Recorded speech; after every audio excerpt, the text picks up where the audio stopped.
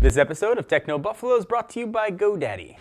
What's up everyone, John Rettinger from Techno Buffalo here, and welcome back to the episode of Rumor Roundup. This is one of my favorite shows because I love to know what could be coming, what might be coming, what possibly could definitely probably be coming. It's also cool to see what actually ends up being released, and sometimes it lines up perfectly and sometimes it is like way off. This week we're going to talk about an iPad Air 2 and the 3rd gen iPad mini. If you just bought a brand new HTC One M8 thinking you got the best HTC is going to offer for the year, I might have some bad news for you, so you might just want to earmuff it during that part. And we got an upgraded LG G3 that's going like the T1000 and going metal. This is Rumor Roundup. Let's just start rounding them up like Pokemon.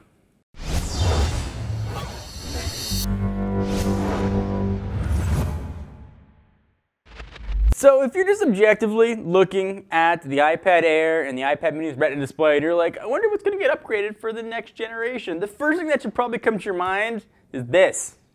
Maybe not like mine, but like your thumb. Touch ID. It makes sense. It's on the iPhone 5S, and it's not on the flagship iPads that are very expensive. So this shouldn't come as any surprise to you at all, obviously aside from probably speed increases, maybe some more RAM and battery improvements. According to the Chinese site Web2B, they claim Taiwan Semiconductor Manufacturing Company, which is just easier to say TSMC, is already manufacturing fingerprint sensors for, you guessed it, iPad Air 2 and 3rd generation iPad mini, and also iPhone 6. Because the 5S has it, so the 6 probably will have it too. But it's not about the iPhone 6. There's no iPhone 6 rumors here, for once. So the latest rumors line up with earlier reports from KGI analyst Ming-Chu Kuo, who believes the new iPads will also include the new A8 processor and upgraded 8-megapixel camera, which you should never use. Don't be the person at the concert holding up the iPad. Just don't be that person. Use a front-facing camera for chatting and whatever else you guys might do with the FaceTime. Perverts. So we were a bit surprised when the fingerprint scanning technology wasn't included in last generation's iPad. I was like, what? I wish I had that. And it's possible it might have been issued as producing necessary materials for the redesigned home button, and they chose to give it to the phone. But we should know soon enough. WWDC is coming up. I doubt we're going to hear anything there, but if you're looking to get a new iPad, it might be that time of year where you just wait a little while to see what might be coming. I love my iPad mini with Retina. It's what I use all the time. And honestly, I always try and unlock it with my finger, and then I get annoyed that I can't. So that'd be nice. Certainly, speed improvements are great. Apple's really good with that, but I wouldn't expect any sort of giant design changes other than the fingerprint button to probably have a little metal ring around it and be able to just see your finger. I totally just spit while I was talking. Slow motion. So iPads, they are coming. So this whole Prime thing's starting to happen. All the companies trying to release like Prime versions of their flagships, so like flagships of their flagships. So Samsung might not be the only company prepared to unleash a Prime model. HTC is also being tapped to introduce an upgraded model later on this year with evidence of an M8 Prime supposedly showing up in leaked terminal code. Remember that kind of VAP between HTC sent out about buyer's remorse? Well, M8 owners might themselves have buyer's remorse if indeed the new is a new one on the way. And that was kind of a knock towards Samsung and Apple, but they might be knocking themselves. So, John, you're probably saying, what are the specs of this Prime model? Is it going to transform into a tractor trailer? No, it is not.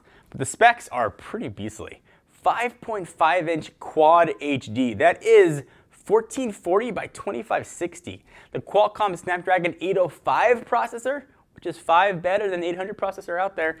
3 gigs of RAM and storage starting at 1 terabyte. That one probably not true. But just damn.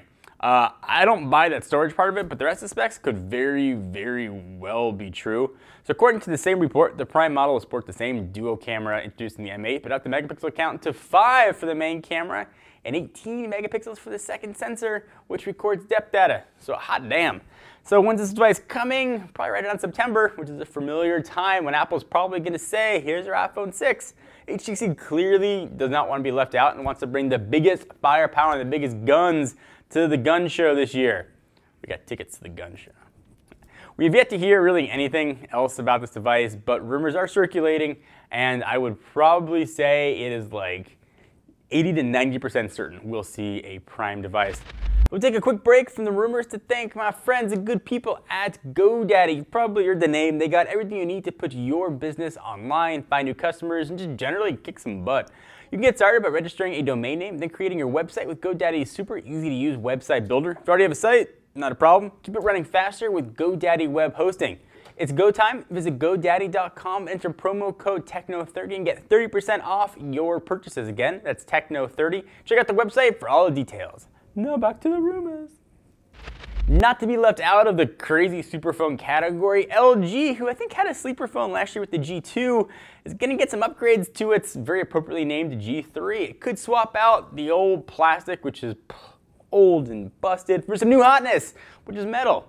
So a new photo obtained by our good friends and pretty much baller leaker EvLeaks shows what appears to be a brushed metal back panel and a close-up of the LG G3. The alleged picture reminds us of the back of the HTC One M8, and its brushed metal design, which could definitely be a nice look for LG's upcoming flagship phone. We do see a slice of the down volume button, which is still on the back along with the LG logo, but doesn't really differentiate that much from last year's G2 design. Supposedly it's going to be QHD again. 5.5-inch display, 3,000 mAh battery, 13 megapixel camera. We're going to know a lot more because LG is going to announce this sucker on May 27th, so that's going to be super soon. When you watch this video, maybe you'll already know what it is. But the phones are coming. The super phones are coming. You should run through the streets and hang one lantern up in the window because they are coming. They are coming soon. So many choices. Anyway, guys, love to hear your thoughts. What do you think about all these phones? Are you just super annoyed that there's never a good time to buy a new phone because something new is not just coming like a year away, it's like coming in like 4 hours. So many phones coming. It's like 2010 all over again when there was like phone after phone after phone every month, which is fun for us, but you know, probably annoying for you. Anyway, I'd love to hear your guys' thoughts on it. Leave in the comments located right down below. Until next time, I am John Rettinger from Techno Buffalo. Check us out at, you should probably know that, but technobuffalo.com. You could see more of this mug and read all the good content the writers do. Plus, we'd appreciate it. I am John Rettinger. See you guys next video. Bye-bye.